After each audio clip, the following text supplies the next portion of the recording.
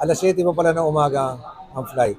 Doon sa mga react sa inyo, kung para saan yung aming mga biniling sasakyan kanina, o ito, magagamit nila. Ayun o, bagong-bago na high ace. Kasi nga, iniwan sila dito. Iniwan dito, 7 a.m. ang flight. Natural, hindi pa sila makakapasok. Hindi pa bukas yung yung counter. O yan, ang buhay na mano sa kanila. O, tingnan nyo. O, bagong-bago yan. Ayan. As. O. O, ayan. Ito po yung O. sinasabi na Tsaka yung mga nega sa inyo, pagka kami may ginagawa naman maganda, huwag kayong magantay lagi kung paano papangit. Trabaho na kami ng trabaho rito. Titirahin nyo pa ng mag-aantay kayo kung paano papangit yung proyektong ginagawa. Hindi kayo masyado maintindihan. Kanina, pinost ko, may sasakyan. O, tinan nyo yung nakikinabang. Pagkain nito mga to, o. Tinan mo, kung hindi namin inabot to, hanggang ngayon, nakaupo ito dyan sa labas. O, di ba? Kaya lang, sa Power Agency, magpapaliwanag kayo. Siyempre, re-report namin ito sa DMW. Yusek Hans, tawag ako. sir, warning nyo sir sa ibang mga Philippine Recruitment Agency. Alam mo, Kabong, actually, may hindi nga kailangan ng warning eh. Itong nakita natin, basic pagkakapwa-tao. Ang tinanong ko nga kay Rachel, yung sumundo rito, kung ikaw ba, wala kang kamuang-muang sa Maynila, iniwang ka dyan. Tapos hindi ka sinamahan, ilang oras ka mag-aantay, may walang nag-guide sa'yo, wala kang pangkain. Yung ba, makatao? Doon lang tayo eh. Doon lang tayo. Hindi na tayo kailangan magtakutan eh. Kung kayo matinong mga tao, matinong nila lang, hindi nyo gagawin yan. Ayan o. Oy, ingatan mo yung sasakyan ha. Ingatan mo yung sasakyan. Walang UP ito ha. Ikaw ang susunod kong hahabulin pag na-UP yan. Ang ganda, di ba? Brand new. Para po ito. Babay na. Yan. So, yan po yung mga kabayan natin. So ayun na sila, umalis na. Dadalhin na sila sa hotel para doon sila magstay until mas maaga sila makarating dito sa airport para sa kanilang flight at 7 a.m. Hindi naman natin kailangan. Kung hindi ko lang kayo nahuli, pababayaan nyo lang to eh. Nakakahiya kayong agency kayo. Pasensya na sir. Bali, kukuha nyo na Hindi, lang. ang gusto ko paliwanag, hindi pasensya. Kumita pa kayo sa kanila.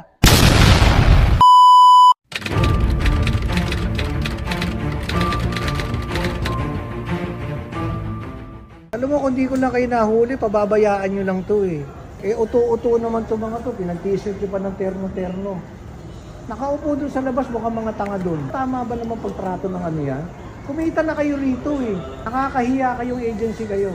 Sino yung staff mong irresponsible na gatid dito? Ito lang ang tanong ko sa iyo ha, bago ko ibaba yung telepono. Bago ko bababa ito, tanong, ito ang sagutin mo sa akin ha. Manila pa lang itong pinadala ninyo, hindi nyo na maasikaso. Padadala nyo pa ng Saudi Arabia. O, ano ngayon paliwanag mo ro? Ano rest assured, rest assured? Hindi nyo ako kayang paikutin sa ganito. Alam nga naman ako maghanap ng number ninyo. Eh, yun ang binigay nyo sa kanilang number. So, sila na naman ang may kasalanan? Okay.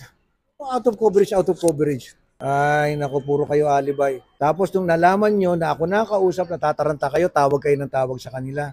Nabibigay kayo 1.5, di ba kayo nahihiya niyan? Di ba nakakahiya kayo? 1.5? Kayo ang naging problema. Wala namang problema sa kanila eh. Sumusunod lang itong mga to sa inyo eh. Kayo yung irresponsable eh. Puro ka andyan na ba? Hindi nyo nga ako naunahan eh. Hindi na umandar yung 30 minutes mo. Alam mo, unang-una ito, isipin mo. Tao ang pinapadala mo. Tao. Kung ano mangyari rito, hindi ito produkto. Tao to. I-hotel nyo to. Pag ako nagbayad ng hotel nito, maniwala, kasi kaya namin bigyan ng hotel ito. Kaya bilisan ninyo because the moment na kami ang umasikaso nito, patay kayo. Galingan nyo.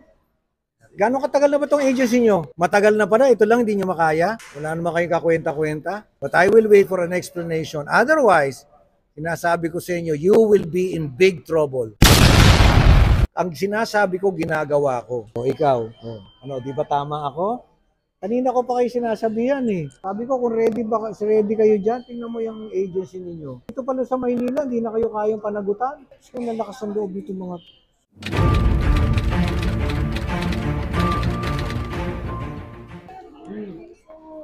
Bali po yung sa Pinoy Overseas sir. Hindi kayo sa akin hingi, wala sa akin, wala kayong kasalanan. Tignan nyo yung mga itsura nito. Pinagsuot-suot nyo pa ng terno-terno t-shirt, ginawa nyo ng tanga doon sa labas. Pasensya na po. Bakit nyo humingi ng pasensya? Ang hinihingi ko paliwanag. Bakit nyo ginawa yun? Actually kasi sir, pinaaga lang po namin kasi nag-aalala lang po kami na baka bumalik. Dear, kung nag-aalala kayo, dapat sinamahan nyo. Iniwan nyo doon sa labas eh. Pasensya na sir.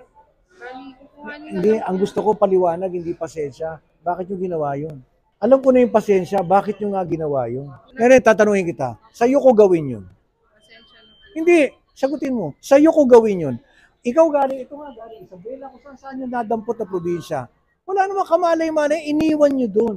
O ano mararamdaman mo? Hindi rin po maganda Oh. sir. Diba? Pero ginagawa nyo, kumita kayo rito. Tapos dadalhin nyo na Saudi Arabia. Manila nga lang, hindi kayo makaresponde na mabilis. So ano gagawin nyo ngayon dito sa mga to? Bali, i-hotel na lang po namin sila sir. Alam mo, kung kayo lang responsable, di sana man lang nag-coordinate kayo sa amin. Actually sir, nag-advise naman po kami sir na itry po yung OFW lounge kasi Paano nakita nga po nilang namin. oo nga, para sa kanila. Paano makakapasok yan? Alas 7 pa ang flight. Tandaan pa ng immigration yan. Di ba matagal na kayo nagpapadala? Huwag mo sabihin hindi mo alam yun. Eh siyempre malay ba nito mga to kung paano ko mausap ng mga gwardiya rito? Siyempre kapag kakapwa-tao, alam mo namang ikaw mas nakakalamang ka dito sa mga to. Di ba? Kitang-kita pa lang sa gayak mo, lamang ka. Pero ba't gaganunin mo sila? Kumita pa kayo sa kanila. Mali eh. Sobrang mali. Nag-iwan kayo ng 7 tao sa airport. Di ba dapat handa kayo sa kung anumang event ang mangyari? Tama po kayo. Ano ulit name mo? Rachel po sir. Ikaw yung nasa telepono kanina. Galing-galing na operations manager.